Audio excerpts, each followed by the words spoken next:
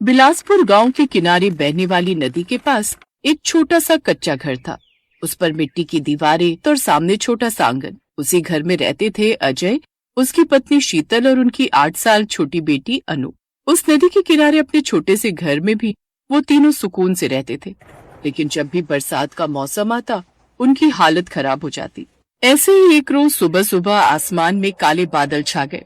हे भगवान, लगता है आज जोर की बारिश होगी। हाँ सीता, अगर नदी का पानी बढ़ गया तो मुसीबत हो जाएगी। बाबा, तो आज स्कूल नहीं जाऊं क्या? इतनी जोर की बारिश जो आने वाली है। नहीं बेटी, पढ़ाई बहुत जरूरी है। अब जल्दी से खाना खा लो और स्कूल जाओ। अनु ने रोटी खाई और अपना स्कूल बैग उठाकर चल पड़ी, लेकिन तभी तेज हवा चलने लगी और जोर से आसमान गरजने लगा। बारिश इतनी तेज थी कि अजी देखिए ना, छत टपकने लगी है। हे भगवान, शीतल जल्दी जल्दी बाल्टियां लगाओ। उन दोनों ने जल्दी जल्दी बाल्टियां और बर्तन रख दिए।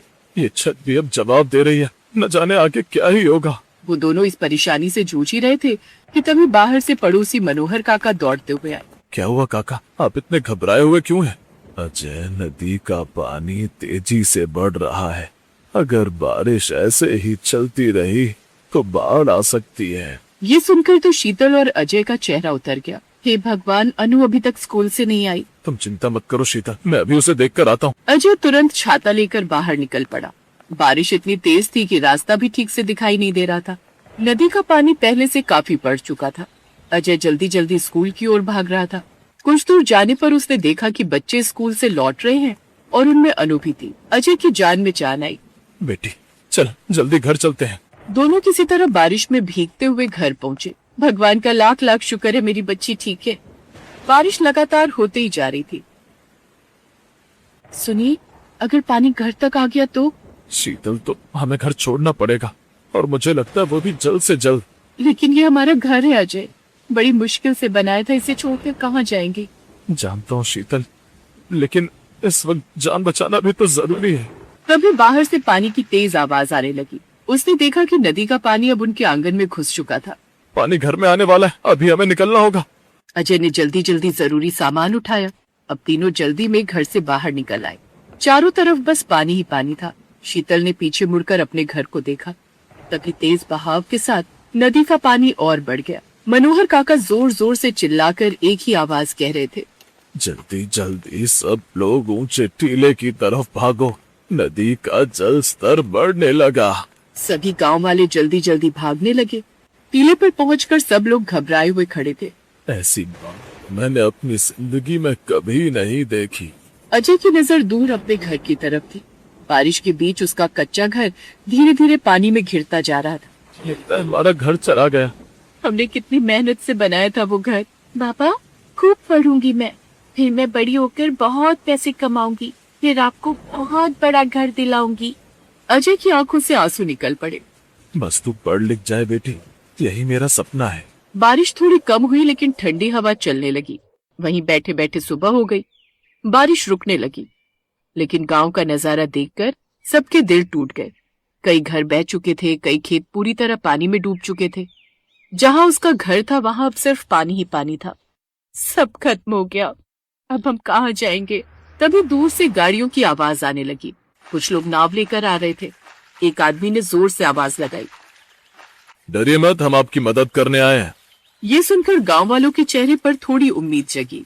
हम सबको सुरक्षित जगह पर ले जाएंगे, वहाँ खाने और रहने की व्यवस्था है। कुछ ही देर में सभी गांव वालों को नाव में बिठाकर पास के शहर में बने राहत शिविर में ले जाया गया। वहाँ बड़े बड़े तंबू लगे हुए थे। लोगों को खाना दिया जा रहा था। वहाँ डॉक्टर भी मौजूद थे। बाबा, क्या हम यहीं रहेंगे? हाँ बेटी, कुछ दिन, जब तक सब ठीक नहीं हो जाता। कुछ दिन वहीं रहने के बाद जब वापस अपने गांव लौटे, जहां अजय ने देखा कि उसका घर अब उस जगह पर है ही नहीं, उसकी आंखें भर आईं। तू घबरा मत अजय, हम सब गांव वाले मिलकर तेरी मदद करेंगे। थोड़ी देर में गांव के और भी लोग वहां आ गए। सबने मिलकर काम शुरू किया। अजय भी सबके साथ काम कर रहा था। अनु पास में बैठकर ये सब देख रही थी। कुछ ही दिनों में छोटा सा लेकिन मजबूत घर तैयार हो गया। अजय ने घर को देखकर हाथ जोड़ लिए। कुछ दिनों बाद जिंदगी धीरे धीरे फिर से पटरी पर आने लगी। अजय फिर से मजदूरी करने लगा। शीतल घर का काम संभालती। फिर एक दिन अनु स्कूल से दौड़ती हुई आई। बाबा बाबा सुनो, क्या हुआ बेटी? मैं स्कूल में फर्स्ट आई हूँ। ये सुनकर अजय की आंखें खुशी से चमक उठी। मुझे पता था मेरी बेटी बहुत होशियार है। देखना, एक दिन हमारी अनु बहुत बड़ी अफसर बनेगी। धीरे धीरे साल बीतते गए। अनु पढ़ाई में बहुत तेज निकली। वो दिन रात मेहनत करती रही। गांव वाले भी उसकी मदद करते। समय बीतता गया और अब अनु 20 साल की हो गई। फिर एक दिन गांव में बड़ी हलचल हुई। सरकारी गाड़ियां आ रही थी। गांव के लोग आपस में बातें कर रहे थे। तभी एक सफेद गाड़ी आकर रुकी। उसमें से एक सुंदर और आत्मविश्वासी युवती बाहर उतरी। जैसे ही अजय ने उसे देखा, उसकी आंखें भर आईं। वो कोई और नहीं बल्कि उसकी बेटी अनु थी। अब वो बड़ी होकर सरकारी अफसर बन चुकी थी। अनु दौड़कर अपने माता पिता के पास आई।